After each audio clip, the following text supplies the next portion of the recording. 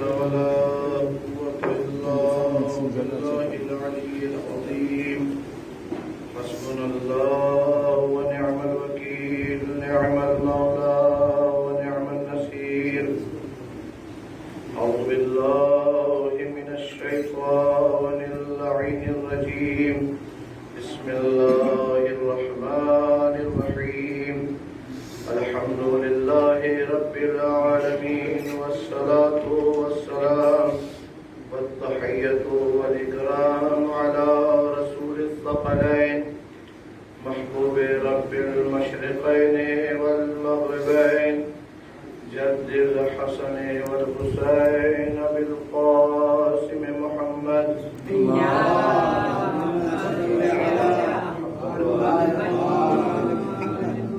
وآله الأطيبين الأطهرين الأكرمين الأنجبين واللعن الدائم على آبائهم أجمعين أما بعد فقد قال الله الحكيم في القرآن المبين بسم الله الرحمن الرحيم ما كان لمؤمن ولا مؤمنة إذا قضى الله ورسوله أمرا أن يكون لهم الخيرة من أمرهم ومن يعص الله ورسوله فقد ضل ضلالا مبينا صلى الله عليه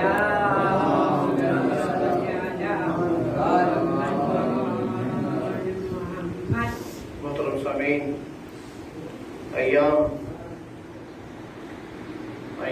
ولادت نیارین اور صادقین، سبحان اللہ، جن دنوں میں دو ایسے انوار پاک جن کا نظریہ، جن کی فکر، جن کا کام، جن کی سوچ بالکل ایک طرح کا، وہ اس دنیا میں تشریف لائے، جو صادقین بھی ہے، نام کے اعتبار سے بھی صادق ہیں اور کام کے اعتبار سے بھی صادق ہیں۔ سبحان اللہ۔ دنیا کو ظلمتوں سے اور اندھیروں سے نکال کر نور کی چوکھٹ پہ لا کے کھڑے کرنے والے ایک پوتا ہے اور ایک دادا ہے۔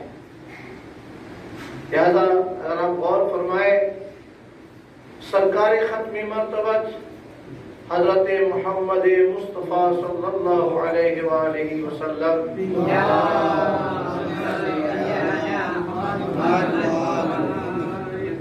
کا کمال انسانیت یہ تھا کہ جس وقت صادقوں کا وجود نہیں پایا جاتا تھا، جہاں پر امانت دار ڈھونڈنے سے نہیں ملتے تھے، وہاں اللہ کے نبی نے اپنے اخلاق سے، اپنے کردار سے، ابھی نبوت کا اعلان نہیں ہوا تھا، ابھی آپ کی رسالت کا اعلان نہیں ہوا تھا۔ کبھی کبھی ہوتا ہے کہ مولانا صاحب ذرا امامہ پہنے ہوئے ہو، ابا قبا بھی پہنے ہوئے ہو، تو جب راستے میں چلتے ہیں تو نظریں جھکا کے چلتے ہیں، رائٹ اور لیفٹ میں نہیں دیکھتے، کوئی دیکھ نہ لے، کوئی نظر نہ کر لے۔ لیکن کمال تب نہیں ہے کہ تب آپ لباس میں ہو، امامے میں ہو، پوزیشن پہ ہو، بلکہ کمال آپ کا یہ ہے کہ آپ کی نگاہوں میں یہ ہونے کے بجائے کوئی آپ کو دیکھنے لگ، یہ ہونا چاہیے کہ خدا آپ کو دیکھ رہا ہے۔ سبحان اللہ۔ یہ سب سے بڑا انسان اگر چاہیے اپنا کریکٹر بنانا چاہے، مجھ کو یاد ہے میں آج بیٹھا آج شیخ مرتضی مطہری، جو ایک تھنکر، ایک مفکر اعظم ہے اپنے زمانے کے، جن کے لیے امام خمینی رحمۃ اللہ علیہ نے کہا کہ میری زندگی کی سماری، میری زندگی کا خلاصہ جو ہے وہ آغا مطہری ہے۔ انہوں نے ایک بہت اچھا بیان دیا، میں پڑھ رہا تھا، انہوں نے کہا انسان صلی اللہ علیہ محمد وعلی محمد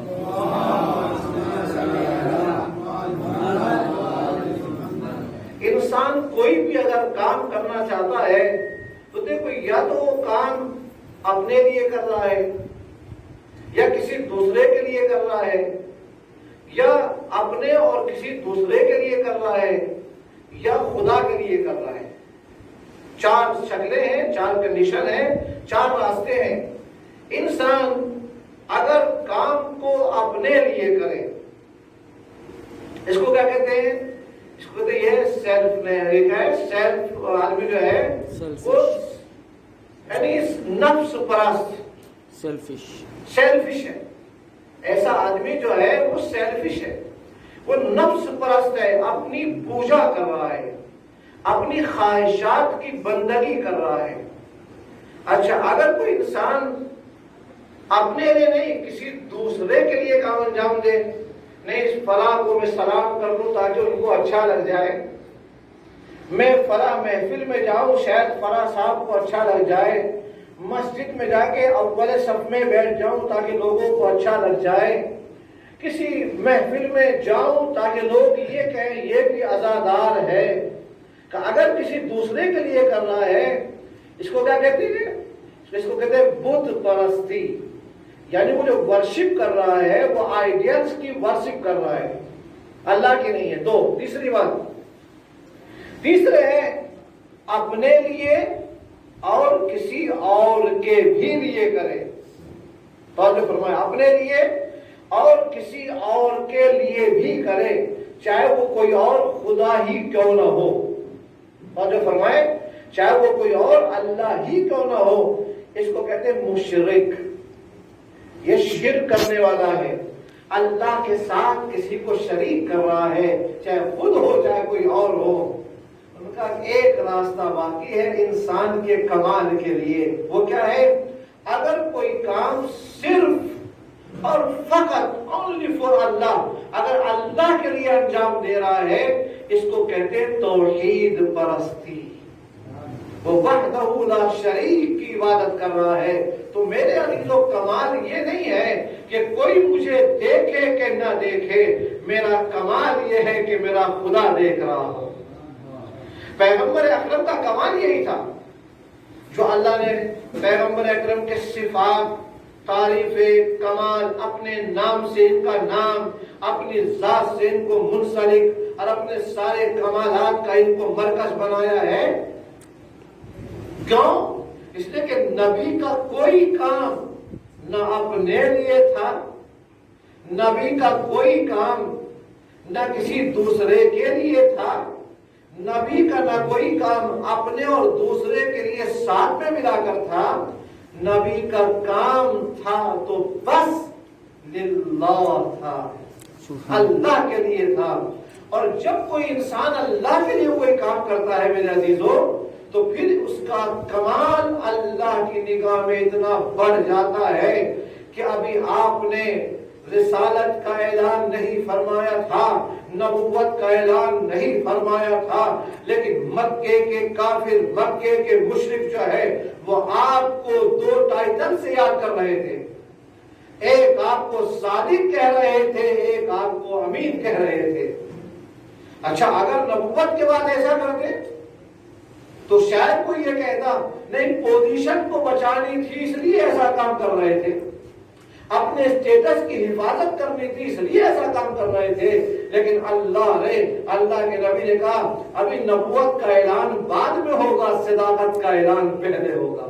سبحان اللہ. میرے کردار کا اعلان پہلے ہوگا، نبوت کا اعلان بعد میں ہوگا.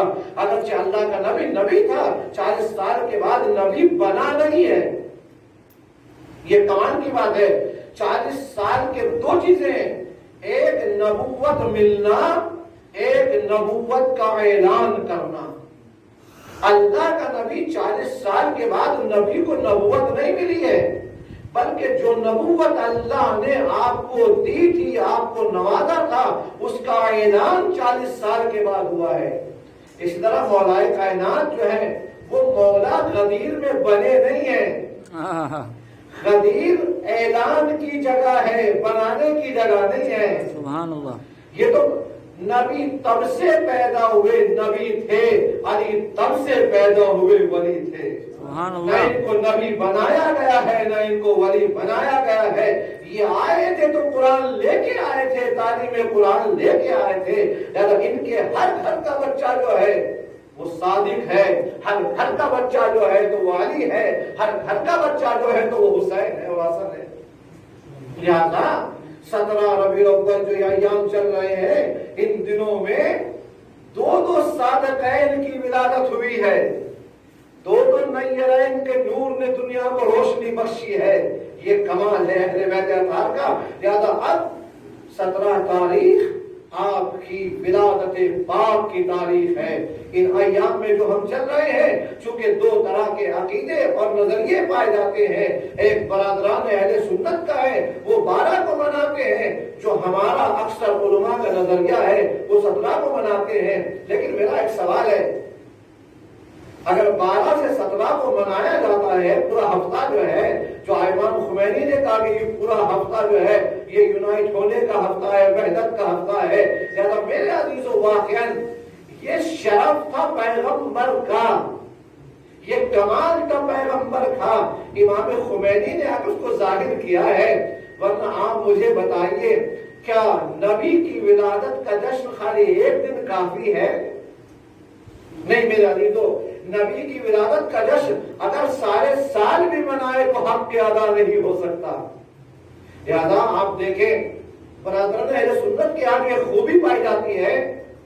آپ نے اگر کبھی توجہ کی ہو, ربیع الاول کا چاند نکلتا ہے جس کو ربیع الاسلام, ربیع القرآن, یہ مہینہ جو ہے اسلام کی, ربیع یعنی اسپرنگ یعنی فصل بہار. لہذا یہ جو بہار کا مہینہ ہے اسلام کی بہار کا مہینہ ہے. اس میں اسلام کا اصلی نمائندہ, اسلام کو وہ سنت دلانے والا آنے والا تھا کہ جس کی ختم نبوت کے اوپر اللہ نے کہا تھا الیوم اکملت لکم دینکم. دین کامل ان کے ذریعے سے ہوا ہے, ان کے ان کے وسیع کے ذریعے, ان کے ان کے ولی کے ذریعے. لہذا میرے عزیزو, اللہ نے تو پیغمبر اکرم نے 40 سال تک ان مکے کے کافروں اور مشرکوں میں رہ کر نہ ایسا کوئی کام کیا ہے جو آپ کی صداقت پہ بات آئے, نہ ایسا کوئی کام کیا ہے جو آپ کی امانت داری پہ کوئی کام بات آئے. تو اب کیوں؟ چونکہ اگر نبی کا کام پوزیشن کو بچانا ہوتا تو ایک الگ بات تھی. نبی کا کام توحید کا پیغام دینا تھا. لہذا آپ کو بھی اور ہم کو بھی اگر کہیں مذہب اہل بیت کی تبلیغ کرنی ہو تو ہم زبان سے نہیں, پہلے عمل سے کرنی چاہیے. خالی زبانی دعوی تبلیغ نہیں ہو, ہم عملی اور پریکٹیکلی طور پر تبلیغ کریں. یہ اللہ کے نبی کا سب سے بڑا میسج ہے. اسی کو مولا کائنات نے نہج البلاغہ میں فرمایا ہے کہ دعوت دینے والا, تبلیغ کرنے والا, پیغام دینے والا وہ زبان کے ذریعے سے نہیں, اپنے عمل کے ذریعے سے دعوت دے. لہذا اب آئیے, یہ اللہ کا نبی جس نے ساری زندگی اللہ کے لیے وقف کر دی ہے, تو اللہ نے اس کا اسٹیٹس کتنا ہائی کر دیا ہے, اس کا رتبہ کتنا بلند کر دیا ہے. کہا اللہ نے کہا من اطاع الرسول فقد اطاع اللہ. جو رسول کی اطاعت کرے گا وہ اللہ کا اطاعت گزار بنے گا. من یطع الرسول فقد اطاع اللہ. جو رسول کی اطاعت کرے گا وہ اللہ کا رسول اطاعت گزار کرنے والا ہو گیا ہے, اطاعت کرنے والا ہو گیا. اب یہ سٹیٹس نبی کے لیے سب سے بڑی دلیل عصمت میرے عزیزوں, توجہ فرمایا. ابھی جو موضوع چل رہا ہے کہ وہ انبیاء کی عصمت ہو, ائمہ کی عصمت ہو, ان کے اوپر لوگ اعتراض کر رہے ہیں. لہٰذا اگر آپ غور فرمائیں, میں 2-3 آیتیں آپ کے سامنے پیش کر رہا ہوں جو عصمت پیغمبر پر دلیل محکم ہے, جو اس بات کی دلیل ہے کہ انسان کو اندازہ ہو جائے کہ نبی کی پرسنالٹی کیا ہے, نبی کی شخصیت کیا ہے. میں نے آیت پڑھی ہے سورہ مبارکہ احزاب آیت نمبر 36. اس میں اللہ نے اپنے نبی کا اسٹیٹس بیان کیا ہے. اللہ فرماتے ہیں وَمَا كَانَ لِمُؤْمِنٍ وَلَا مُؤْمِنَةٍ, کسی مومن اور مومنہ کو یہ حق نہیں ہے. کون سا حق نہیں ہے؟ اِذَا قَضَى اللَّهُ وَرَسُولُهُ أَمْرًا, اگر اللہ اور اللہ کا رسول ان کے بارے میں کوئی اسٹیٹمنٹ دے دے، کوئی فیصلہ سنا دے، تو ان کے لیے جائز نہیں ہے کیا ہے ان یکون لہم الخیارہ، ان کے لیے کوئی اختیار نہیں بچتا ہے، کوئی چوائس نہیں بچتی ہے۔ اگر اللہ نے کہہ دیا ہے بس ختم ہو گئی بات، اگر اللہ کے نبی نے کہہ دیا ہے تو بس اب کوئی چوائس نہیں ہے، ہمیں سمعا و طاعتا کہہ دینا چاہیے۔ اچھا اس کے بعد اب ان یکون لہم الخیار من امرہم ومن یعص اللہ ورسولہ، اور جو بھی اللہ اور اس کے رسول کی معصیت کرے گا، ان کی نافرمانی کرے گا، فقد ضل ضلالا مبینا، وہ کھلی ہوئی گمراہی میں ہے۔ یہاں پر میرا سوال ہے، میں نے کہا نا عصمت پیغمبر، عصمت ائمہ کے اوپر بہت آیتیں اور دلیلیں ہیں، لیکن میں جو گفتگو کر رہا ہوں ابھی توجہ فرمائیں، سورہ احزاب کی آیت میں اللہ نے کیا کہا؟ اگر اللہ اور اس کا رسول تمہارے بارے میں کوئی فیصلہ سنا دے، تو اگر آپ یہ کہتے ہو کہ نعوذ باللہ نبی معصوم نہیں ہے، اگر کوئی یہ کہتا ہے کہ نعوذ باللہ امام معصوم نہیں ہے، اس لیے کہ رسول کے بعد امامت کی بات آتی ہے، تو یہاں اللہ نے کہا جب بھی، جہاں بھی، جس حالت میں بھی اللہ کا نبی کوئی اسٹیٹمنٹ دے دے تو اب تمہیں اس کی اطاعت کرنی ہے۔ اب یہاں پر سوال ہے، یا تو یہ کہیے کہ نبی کا جو اسٹیٹمنٹ ہے، نبی کا جو فیصلہ ہے، نبی کا جو حکم ہے وہ 100% صحیح ہے، اس میں شک کی گنجائش نہیں ہے، اس میں کوئی ڈاؤٹ کریٹ نہیں ہو سکتا، اس لیے کہ نبی نے جو کہہ دیا وہ سچ کہہ دیا ہے، قرآن مجید کی دلیل ہے وَمَا يَنْطِقُ عَنِ الْهَوَىٰ إِنْ هُوَ إِلَّا وَحْيٌ يُوحَىٰ، ہمارا نبی جو کہتا ہے وحی کے مطابق۔ یعنی اب اگر آپ کو اللہ کے بعد نبی کے کسی فرمان کے بارے میں کوئی ڈاؤٹ آ جائے تو یہ رسول اللہ کے بارے میں ڈاؤٹ نہیں ہے، یہ قرآن کے بارے میں ڈاؤٹ ہے، یہ اللہ کے بارے میں ڈاؤٹ ہے، اس لیے قرآن اللہ کی کتاب ہے اور اللہ نے قرآن کے لیے کہہ دیا ہے، اس میں کوئی شک کرنے کی بات نہیں ہے۔ جب قرآن میں شک نہیں ہو سکتا تو جس کے سینے پہ قرآن اترا ہے اس میں بھی شک نہیں ہو سکتا۔ سبحان اللہ، سبحان اللہ۔ یا تو آپ جو آج منکر رسالت ہوگا اس کے لیے ضروری ہے کہ منکر رسالت ہونے والا منکر قرآن بھی ہوگا، منکر خدا بھی ہوگا، وہ یہاں بات رک نہیں سکتی ہے۔ یہاں پر اللہ نے کہا یا تو آپ کہ نعوذ باللہ کہ رسول کے غلط فیصلہ دے سکتا ہے، آپ کے ڈاؤٹ کرنے کا مطلب یہ ہے کہ نہیں اس میں رسول اللہ نعوذ باللہ غلطی پہ ہیں، اور اگر غلطی پہ ہے پھر دو باتیں آتی ہے، یا تو اللہ نے ہم کو کہا کہ ان کی اطاعت کرو، اطیعوا اللہ واطیعوا الرسول واولی الامر منکم، تمہارے اوپر واجب ہے اطاعت کرو اللہ کی اور اس کے رسول کی۔ اچھا یہاں اللہ نے جب بات اطاعت کی ہے، نہ اپنے لیے کوئی کنڈیشن رکھی ہے، نہیں جب میں زمین پہ ہوں تو اطاعت کرنا، اللہ زمین پہ تو نہیں آتا ہے نا، جب میں آسمان پہ ہوں تو اطاعت کرنا نہیں، جب میں کچھ لوگوں نے کہا نہیں اللہ دنیا میں دکھائی نہیں دے گا، وہاں کرسی پہ بیٹھا دکھائی دے گا ایک جگہ پہ، کسی صحیح کتاب میں لکھ دیا ہے غلط نام پر کہ نہیں وہاں پر اللہ دکھائی دے گا، ٹھیک ہے، تو آپ یا تو یہ مانیے کہ نہیں نعوذ باللہ اللہ کا اسٹیٹمنٹ غلط ہے، اللہ نے کہا مطلق وداؤٹ اینی کنڈیشن اللہ کی اطاعت ضروری ہے، اللہ نے کہا صبح کی 2 ہے تو آپ کو 2 ہی پڑھنی ہے، 4 نہیں، اللہ نے کہا نہیں آپ کو مغرب کی 3 پڑھنی ہے تو آپ کو 3 ہی پڑھنی ہے، 4 نہیں۔ اچھا جو لوگ یہ کہتے ہیں نا نہیں ہمیں قرآن سے ہی دلیل چاہیے، میرے عزیزو بغیر رسول کے 2 رکعت نماز بھی نہیں پڑھ سکتا ہے مسلمان، بغیر اہل بیت کے، بغیر رسول پاک کے، چھوڑیے آپ ساری باتیں، حج وہ نہیں کر سکتا ہے، نماز وہ نہیں پڑھ سکتا ہے، دین کا کلمہ بھی نہیں پڑھ سکتا ہے۔ آپ بتائیے قرآن میں کہاں لکھا ہے کلمہ؟ کوئی مجھے بتائے، کوئی مسلمان بتائے کہ قرآن کی فلاں آیتوں میں اللہ نے جو ہم پڑھتے ہیں لا الہ الا اللہ محمد رسول اللہ، کون سی آیتوں میں لکھا ہے؟ آپ کہیے اذان جو ہے ہم اذان دے رہے ہیں، کون سی آیت میں اذان لکھی ہے؟ اقامت کون سی آیت میں لکھی ہے؟ نماز کون سی آیت میں لکھی ہے؟ تو میں اگر کوئی یہ کہتا ہے ہم تو صرف قرآن کی مانیں گے کسی اور کی نہیں مانیں گے، نہیں میرے عزیزو، یہ کہنے والا نہ قرآن کی مان رہا ہے نہ رسول کی مان رہا ہے، نہ اہل بیت کی مان رہا ہے نہ اللہ کی مان رہا ہے، اس لیے کہ اللہ نے تو کہا ہے، ورنہ اگر رسول کی کوئی گنجائش نہ ہوتی تو اللہ کہتا اطیعوا اللہ، بس ختم، فل اسٹاپ ہوتا۔ اللہ نے کہا اطیعوا اللہ، اس اطیعوا اللہ کے بعد پھر اطیعوا الرسول کہنا بتا رہا ہے کہ اللہ کے بعد رسول کی ضرورت ہے۔ اچھا یہاں بات رکتی نہیں ہے، وَأُولِي الْأَمْرِ مِنْكُمْ بھی ہے۔ اب اس اچھا ایک بات اور بھی کہ ہے کون اولو الامر؟ سوال آتا ہے کہ اولو الامر کون ہے، کس کو مانے؟ آپ کا دل جس کو چاہے مان لیجئے، ہمیں کوئی اعتراض نہیں ہے، جس کو چاہے مانے۔ مجھ کو یاد ہے بچپنے میں تھے ہم سن رہے کہ ہندوستان میں یہ بات نکلی، یہ کون ہے اولی الامر؟ کہ جو حاکم وقت ہے وہ اولی الامر ہے۔ اچھا اس زمانے میں اندرا گاندھی کا زمانہ تھا تو ہمارے مولوی تو کم تو ہوتے نہیں ہوتے بیچارے، انہوں نے فوراً اس سے فائدہ اٹھایا، اس نے کہا اگر حاکم وقت اولی الامر ہے تو پھر تم کو اندرا گاندھی کی اطاعت کرنا واجب ہے۔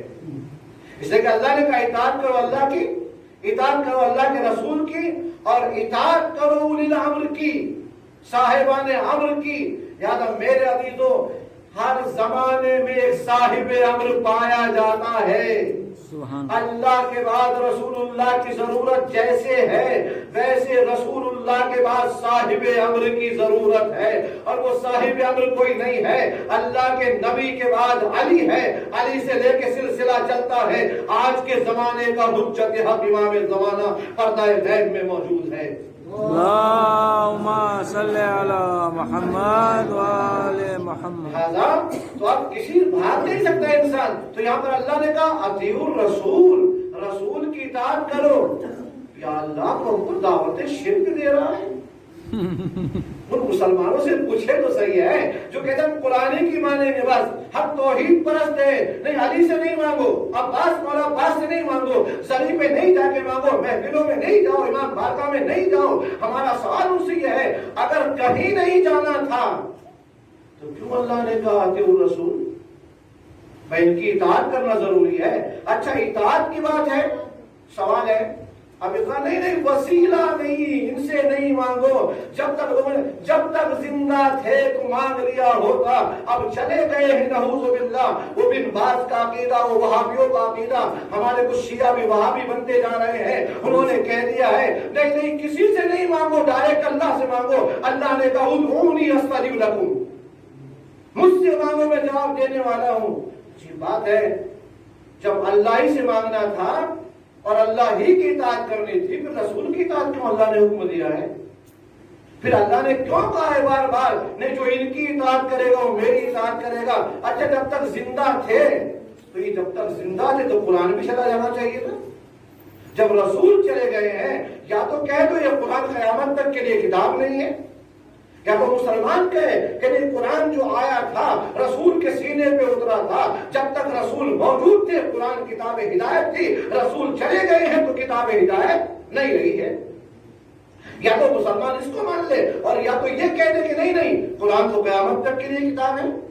بھائی اگر قیامت تک کے لیے کتاب ہے تو خالی کتاب کے پیپر تو قیامت تک کے لیے نہیں ہے، جو قرآن کی آیتیں ہیں، قرآن کا مفہوم ہے، قرآن کا بیان ہے، قرآن کی تفسیر ہے، قرآن کے میننگ ہے، وہ آپ کو سمجھنے پڑیں گے۔ لہٰذا میرا عزیزو، اگر قرآن قیامت تک کے لیے کتاب ہدایت ہے تو جس رسول کی اطاعت کا حکم دیا گیا ہے، جب رسول زندہ تھے، ظاہر تھے، ان کی اطاعت کرنا واجب تھی۔ اب رسول دنیا سے چلے گئے ہیں، پردہ غیب میں چلے گئے ہیں، قبر میں جا کے سو گئے ہیں، آج بھی اطاعت ضروری ہے۔ جس طرح رسول کی ظاہری زندگی میں اطاعت ضروری تھی، بعد وفات بھی اطاعت ضروری ہے، اسی طرح جب وقت کا امام پردے کے باہر ہو تو اطاعت واجب ہے، پردے کے پیچھے چلا جائے تو اطاعت واجب ہے۔ سبحان اللہ سبحان اللہ۔ یہ نظام پروردگار ہے، نہیں ورنہ میں تو کئی مرتبہ اس بات کو کہا ہے، ورنہ مسلمانوں کو پھر اذان دینے کا حق نہیں ہے۔ اگر کوئی یہ کہتا ہے رسول نعوذ باللہ مر چکے ہیں، ان سے نہ مانگو، ان کی قبروں پہ نہ جاؤ، ان سے سوال نہ کرو، تو میرا سوال یہی ہے، ان سے یہ کہا جائے اگر رسول تھے اور نہیں ہے نعوذ باللہ تو اذانے کہنا چھوڑ دو، اشہد ان محمد رسول اللہ نہیں، اشہد کان رسول اللہ کہنا چاہیے۔ رسول تھے اب نہیں ہے، بھائی رسول کا کہ اللہ کے رسول ہیں ہونے کا مطلب یہ ہے کہ ان کی اطاعت بھی واجب ہے۔ اس لیے علماء نے لکھا وَلَا تَرْفَعُوا أَصْوَاتَكُمْ فَوْقَ صَوْتِ النَّبِيِّ، نبی کی آواز پر اپنی آواز کو بلند نہ کرو۔ مفسرین نے لکھا ہے کہ ایسا نہیں ہے، آج نبی ہے کیا مطلب ہے اپنی آواز کو بلند نہ کرو؟ جب نبی تمہاری محفلوں میں تھے نبی کی آواز پہ بلند آواز نہ کرو، آج نبی محفلوں میں نہیں ہے نہ جائے۔ میں نے کل بھی مسجد میں پڑھا تھا ما آتاکم الرسول فخذوہ وما نہاکم عنہ فانتہوا، کہ دیکھو جو اللہ کا نبی تم کو دے دے اس کو لے لو، سینے سے لگا لو، اور جس بات سے نبی روک دے اس سے اپنے آپ کو روک لو۔ یہ دلیل خود عصمت پیغمبر پہ دلیل ہے۔ اگر نبی کے یہاں عصمت نہ ہوتی، گناہ کا امکان پایا جاتا تو اللہ کبھی نہ کہتا ان کی سب باتوں کو لے لو، ورنہ اللہ کو یہ کہنا چاہیے تھا جب نبی میرا غلطی کرے تو بات نہ ماننا، اگر میرا نبی عصمت کے خلاف کوئی بات کرے تو ان کی اطاعت کو چھوڑ دینا چاہیے۔ یہ ساری دلیلیں اس بات کی ہے اللہ کا نبی معصوم تھا، معصوم ہے، معصوم قیامت تک رہے گا، اور جو نبی کی مسند پہ جانشین پیغمبر ہوگا ہر زمانے میں اس کا وجود عصمت سے بھرا ہوگا۔ لہذا یہ قرآن مجید کی آیتیں صراحت کہہ رہی ہے، لہذا ان دنوں میں میرے عزیزوں ہم جتنی محفلیں برپا کریں اور جتنی پروگرام برپا کریں نبی کی خوشیوں میں خوشیاں منائیں، اس لیے کہ یہی تو انسانیت کی پہچان ہے، یہ تو انسانیت کی شرافت ہے۔ امام نے یہی تو، معصوم نے یہی تو کہا تھا ہماری خوشیوں میں خوشیاں منانا، ہمارے غم میں غم زدہ رکھنا۔ اب جو ان کی خوشیوں میں خوشیاں نہ منائے، غم میں غم نہ منائے، اور ہر چیز کے لیے ایک بدعت کا چشمہ لگا لیا جاتا ہے، یہ بدعت ہے، یہ حرام ہے، یہ ناجائز ہے، یہ صحیح نہیں ہے، ان کا علاج نہیں ہو سکتا۔ لہذا اللہ نے کہا میرے نبی نے جو فیصلہ دے دیا اب تم کو اس پہ چو چرا کی ضرورت نہیں ہے، کچھ آنا کانی کرنے کی ضرورت نہیں ہے۔ اب میں نے یہی تو میری گزارش ہے، میرا تو اندازہ کریں جو نبی دے دے جہاں دے دے، توجہ فرمائیں، نبی جو دے دے جہاں دے دے، جس کو دے دے، جیسے دے دے، لے لینا چاہیے۔ اب اگر نبی کسی کو غدیر میں مولا بنا کے دے اس کو لے لینا چاہیے۔ اگر نبی کے دوش پر، اگر پشت پر کوئی بچے آ جائے اور نبی سبحان اللہ سبحان اللہ سبحان اللہ کی تسبیح کرتا رہے تو مسلمانوں کو حسنین کا نام جو ہے سبحان اللہ کا نام ہے۔ میرے عزیزوں ان کا نام وہ ہے جو سبحان اللہ کی زینت ہے۔ آج جو سبحان اللہ جو ہم پڑھ رہے ہیں، آج جو الحمدللہ ہم پڑھ رہے ہیں، آج جو اللہ اکبر پڑھ رہے ہیں، یہ انہی کی قربانیوں کا نتیجہ ہے۔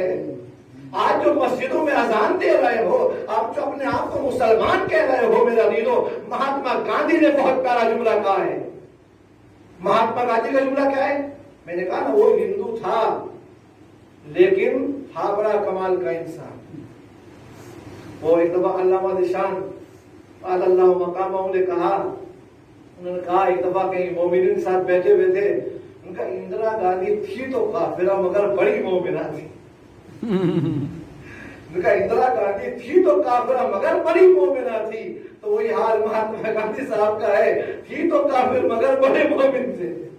ان کا بحال نہیں، مگر میرا دوبارہ ایک جملہ ان کا ہے، انہوں نے کہا میرا عقیدہ ہے، اور جو کی جہاں وہ کہتے ہیں انہوں نے امام حسین علیہ السلام کو بہت اسٹڈی کیا ہے، ہم سے زیادہ مولا کو پڑھا ہے میرا نہیں، وہ ان کی اپنی مجبوریاں تھی، انہوں نے کلمہ توحید کیوں نہیں پڑھا ہمیں سے تعلق نہیں ہے، لیکن انہوں نے مولا حسین کی شخصیت کو مجھ سے اور آپ سے کہیں زیادہ پڑھا ہے۔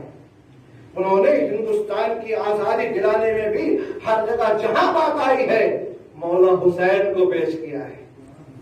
تو جملہ کہتے ہیں میرا ایمان ہے، میرا عقیدہ ہے، اسلام جو ہے تلوار کے زور پر نہیں پھیلا ہے، بلکہ حسین ابن علی کی قربانیوں کے نتیجے میں اسلام پھیلا ہے۔ یا تو وہاں نانا نے کافروں میں، توجہ فرمائے جملہ کہنا چاہتا ہوں، وہاں نانا نے مکے کے مشرک اور کافروں میں اپنا کلمہ توحید منوایا تھا، اپنی صداقت کا اعلان منوایا تھا، اپنی امانت داری کا اعلان منوایا تھا۔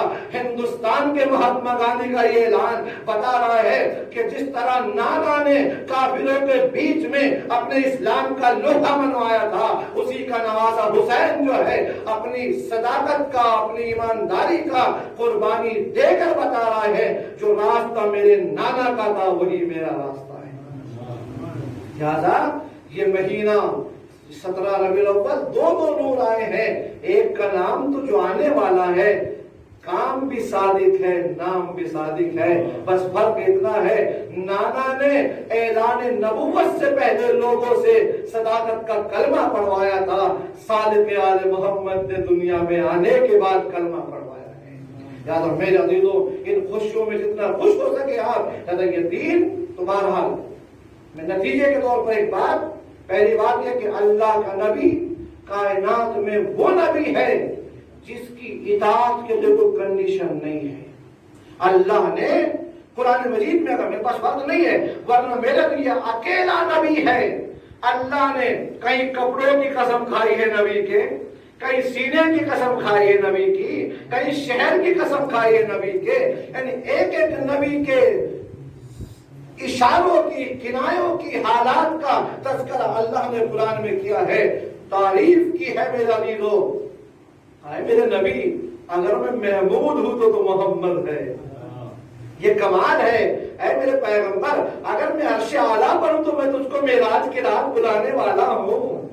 اے میرے نبی، میں تجھ کو اتنا قریب کرنے والا ہوں، اتنا قریب کرنے والا ہوں، کعبہ قوسین و ادنیٰ کی منزل رہ جائے گی، جہاں جبرائیل بھی آئے گا تو ایک مقام پہ آ کے ٹھہر جائے گا، اور یہ جب نبی پکاریں گے آؤ آؤ جبرائیل آؤ میرے ساتھ میں آؤ، تو جبرائیل یہ کہے گا لو دنو تو ایک انگلی کے بوروے کے برابر بھی اگر آگے بڑھوں گا تو میں جل کے راکھ ہو جاؤں گا۔ جہاں جبرائیل معصوم سید الملائکہ معصوم فرشتہ نہیں جا سکتا ہے، وہاں نبی کی جوتیاں چلی جاتی ہے میرے عزیز۔ تو وہاں نبی کو اپنے جیسا نہ کہنا، اللہ اکبر، یہ زمانہ مولا کائنات کا ایک نوحہ ہے میرا، جو مولا نے کہا ہے کہ میری مظلومیت یہ ہے، توجہ کیجیے، مولا کہتے ہیں میری مظلومیت یہ ہے کہ مجھ کو فلاں سے کمپیئر کیا جا رہا ہے۔ میرے نبی کی مظلومیت کیا ہے؟ آج نبی کو لوگ اپنا جیسا کہہ رہے ہیں، اپنے سے کمپیئر کر رہے ہیں۔ جس طرح ہم مر جاتے ہیں، قبر میں دفن ہو جاتے ہیں، کسی کام کے نہیں رہتے ہیں، لوگوں نے یہی نبی کو کہنا شروع کر دیا ہے۔ نہیں نہیں، ہم تو نبی کی حیات کے قائل ہیں، ہم تو 8ویں امام کے روزے پہ جا کے سرہانے کھڑے ہو کے کہتے ہیں اشہد انک تشہد مقامی وتسمع کلامی وترد سلامی۔ اے میرے مولا، آپ میری بات کو سن بھی رہے ہو، میرے سلام کو سن بھی رہے ہو، اور میرے سلام کا جواب بھی دے رہے ہو۔ جس کا پوتا یہ سب کر سکتا ہے، اس کا دادا، اس کا نانا رسول کی منزل کہاں ہے؟ خبردار، رسول کو اپنے جیسا نہ کہنا، اپنے جیسا تصور نہ کرنا، بلکہ رسول جو ہے وہ انسان ہے جس نے تزکیے کی دعوت پہلے دی ہے، تعلیم کی دعوت بعد میں دی ہے۔ سورہ جمعہ پڑھتے ہیں نا سب، یزکیہم وَيُعَلِّمُهُمُ الْكِتَابَ۔ رسول معلم ہے، رسول مزکی ہے، مزکی پاک کرنے والا، طاہر کرنے والا۔ آپ جانتے ہو پانی جو ہے، پانی کو کہتے ہیں پانی پاک بھی ہے، پاک کرنے والا بھی ہے، رسول طیب و طاہر بھی ہے، اور کائنات کو گناہوں کی نجاستوں سے پاک کرنے والا ہے۔ آیت تطہیر ان کی شان میں آئی ہے، مباہلے کی یہ مالک ہے، ولایت کی یہ مالک ہے، رسالت کی یہ مالک ہے، خلت کی یہ مالک ہے۔ یہ بس کائنات میں میرے عزیزو، اللہ کے بعد اگر کسی کا رتبہ ہے وہ ہمارے نبی کا ہے، نبی کے بعد کسی کا رتبہ ہے تو وہ ائمہ اہل بیت علیہ الصلاۃ والسلام کا ہے۔ صلوات علی محمد و آل محمد۔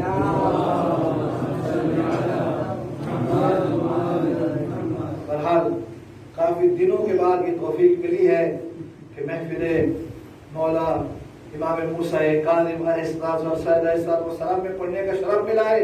اس سے زیادہ پڑھوں گا تو شاید دوبارہ چانس بھی نہیں ملنے والا ہے، زیادہ وقت ہو چکا ہے، لیکن میں اس موقع پر، اس خوشی کے موقع پر آپ سبھی حضرات کی خدمت میں دونوں نیرین، دونوں صادقین، صادق آل محمد پیغمبر اکرم کی ولادت بسعادت کی سب سے پہلے تو اپنے وقت کے امام حجت حق امام زمانہ کی بارگاہ میں اور پھر تمام مراجع کرام اور تمام مومنین کرام کی خدمت میں تبریک اور تہنیت پیش کرتا ہوں۔ آپ صلوات کے ذریعے استقبال فرمائیں۔ پروردگار عالم ہم سب کو توفیق دے کہ ہم بار بار اس محفلوں میں جمع ہوں اور ذکر صاحب محفل کریں۔ ہم بار بار پروردگار عالم ہم کو توفیق دے کہ ہم سیرت پیغمبر اور آل پیغمبر پر چل کر اپنی زندگی کو آراستہ کریں۔ پروردگار مولا کی عظمت کا واسطہ، نبی کی عظمت کا واسطہ ہم سب کے عقیدوں کی حفاظت فرما۔ جو لوگ ہمارے بچوں کے، ہمارے جوانوں کے عقیدوں پہ اٹیک کر رہے ہیں، حملہ کر رہے ہیں، اگر وہ قابل اصلاح ہے تو پروردگار ان کی اصلاح فرما، ورنہ ان کے شر سے تمام امت کو محفوظ فرما۔ غیبت امام میں مراجع کرام کی حفاظت فرما، آخری حجت کے ظہور میں تاجیل فرما، ہم ان کے ناصر میں شمار فرما۔ ربنا تقبل منا انك انت السميع العليم برحمتك يا ارحم الراحمين۔ والسلام علیکم ورحمۃ اللہ۔